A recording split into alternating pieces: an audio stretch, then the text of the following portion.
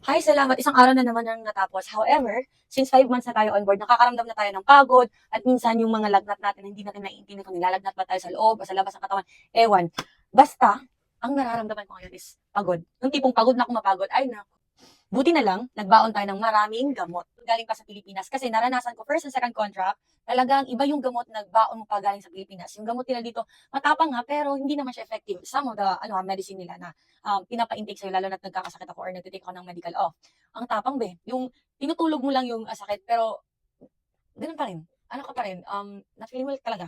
Iba yung gamot na galing talaga sa Pilipinas, Vic. Yung isang, lang, tabletes lang, energized tayo. But by the way, speaking of that, hindi tayo magbebenta o hindi tayo popromote ng kung ano-anong gamot dyan.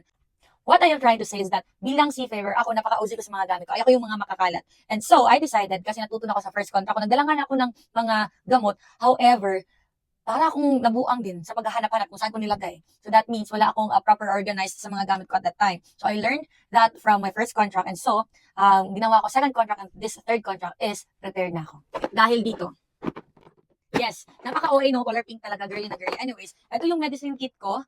Maliit lang to siya. It looks like malaki pero napaka-handy nito. Napaka-comfortable para sa akin na dalhin to kasi aside sa naka-case siya, nakakasiguro talaga ako na itong mga ganito, mga tablets na to, hindi siya nayuyupi agad-agad. Kasi nga, naka-case na siya. And at the same time, transparent siya at mabilis ko lang siya makita. So, alright, meron siya ganitong compartment, maliit na compartment, at ito, malaki na siya. Diretso na yan. So, nakalo-halo lang. Wala kasi akong time para i-arrange. Kasi previously, mga 3 days ago, nag-gasket ako.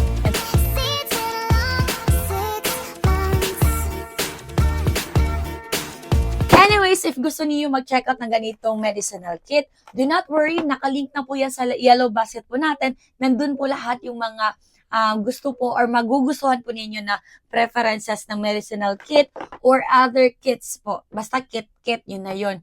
Paki-check na lang po on my yellow basket.